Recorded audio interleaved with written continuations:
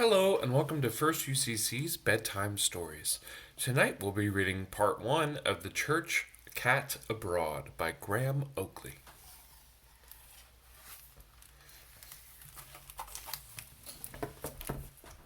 In a certain small town near here, all the people were very proud of their old parish church. They loved its stained glass windows, its carved pews, its fine tower, its shiny brasses, and its solid silver altar candlesticks. But there was one part of it which they didn't seem to care about at all, and that was the vestry roof.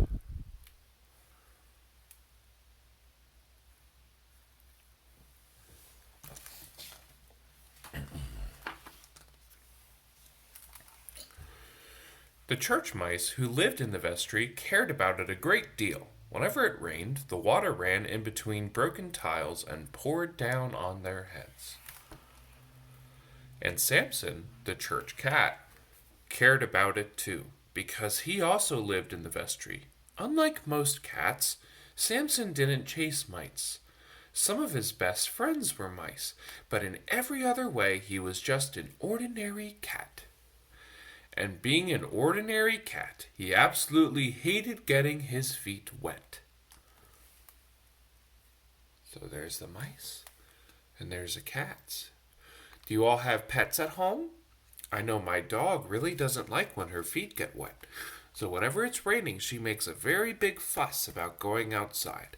Do your pets do the same? Let me know.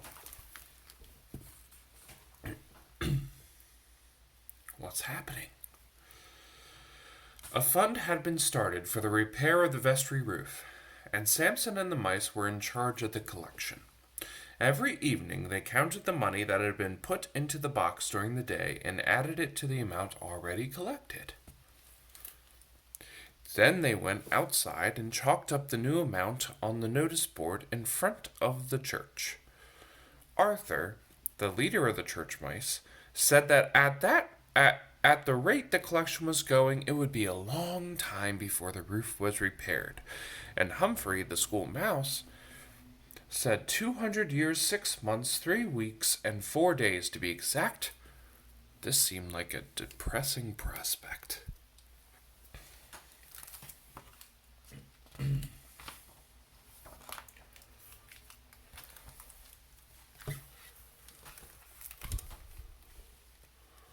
On rainy afternoons, when there were too many puddles on the vestry floor for them to play bingo or postman's knock or marbles or jacks, the mice often went across to the parsonage to watch the telly. A telly is what British people call a television, because remember this is a British book series.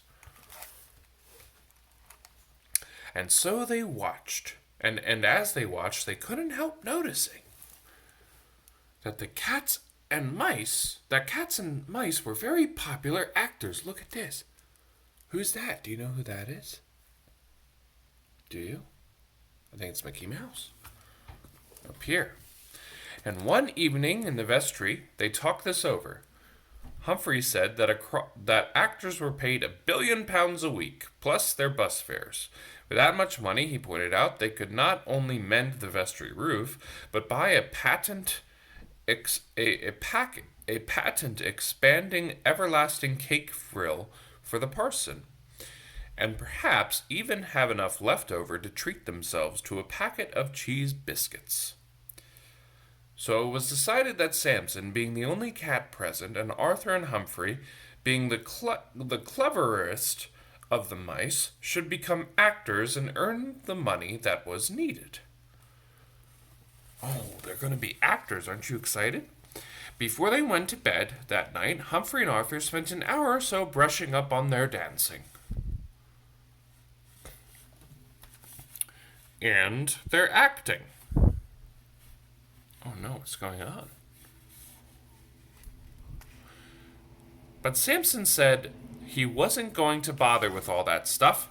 He was just going to rely on the natural charm and good looks. He went to bed early to make sure he wouldn't have bags under his eyes in the morning. Oh, Samson, no practicing for you. Oh, and the mice practiced their singing.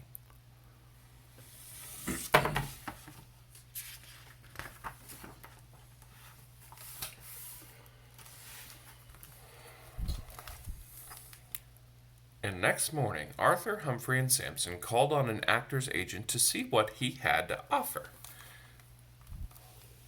There's the actor's agent's door. There's the actor's agent. The agent didn't seem exactly delighted to see them. He didn't even ask them to perform to show how talented they were.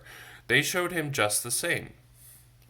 Humphrey did the Sugar Plum Fairies dance, and Arthur recited The Owl and the Pussycat, and Samson did the Cheshire Cat's smile from Alice in Wonderland. He did it twice because it didn't last very long.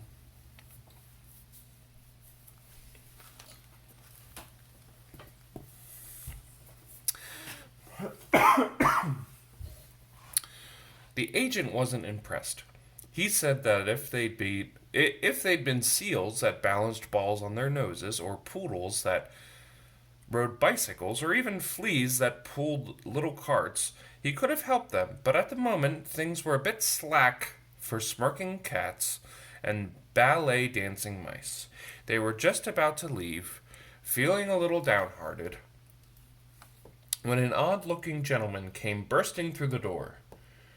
"Great man," he cried, seeing Samson. "Just what I want. A scruffy, uncuddly ruffian of an alley cat to star in my next cat food advertising film." This man saw something special in Samson.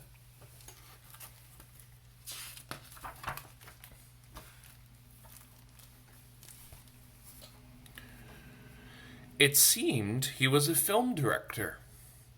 He told them he was shooting his new film on a South Sea island so that cats would think that eating tinned cat food was romantic and adventurous. Samson didn't want to be in the film. For one thing, he was sulking about being called uncuddly, and for another, he wanted to act in a film where he married the heroine, the main leading lady, and lived happily ever after. But the two mice told the director that they were Samson's managers, and that he jolly well would be in the film. So that was settled, and the agent reserved 3 first-class seats on the boat train to Southampton. They were to sail for the South Sea Islands on the following day. Next morning, very early, the 3 friends set off, telling the mice that they would be home the day after next, but not to keep tea waiting, because the South Sea Islands were quite a long way off, and they might get held up in the rush hour traffic. It's a little hard to see here. Hold on. Let's see. I can do that. Okay. They caught the Southampton boat train, found their reserved seats, and had a comfortable and pleasant journey. Look at them.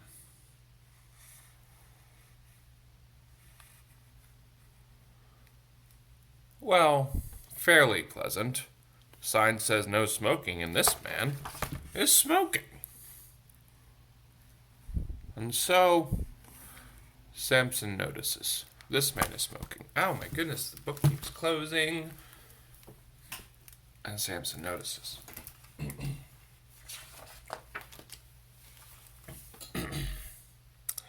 They seemed to cause a great stir at the quarry side, but Samson didn't let it go to his head.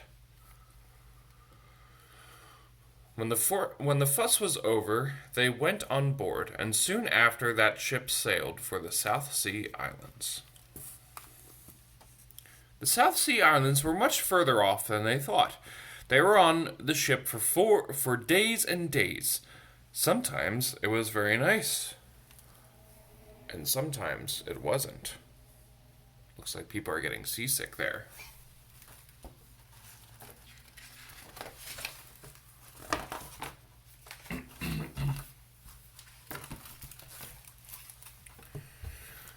But at last, after changing ship several times, they arrived at a small but romantic South Sea island, where everyone went ashore and Samson was made up and dressed in his costume. Oh, look at how cute Samson looks. The director showed Samson exactly what he had to do. Just wink roguishly at the camera, then stroll nonchalantly up to the tin of Fat Cat and take a few masterful mouthfuls, he said. Okay, Samson, do you think he'll be able to do it? Do you think he'll be able to follow what the director said?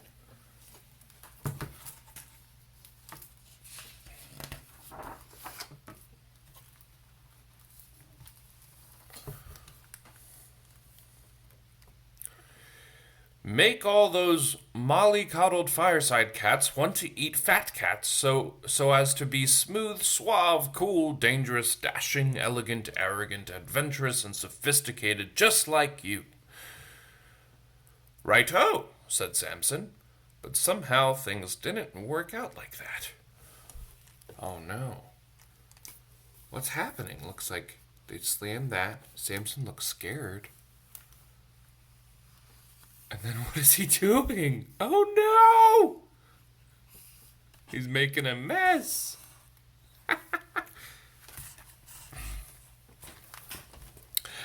After a day of Samson's acting, the director had a nervous breakdown and came out in a nasty rash. He had to be taken straight home. Oh no. Samson, you wasted all of that food.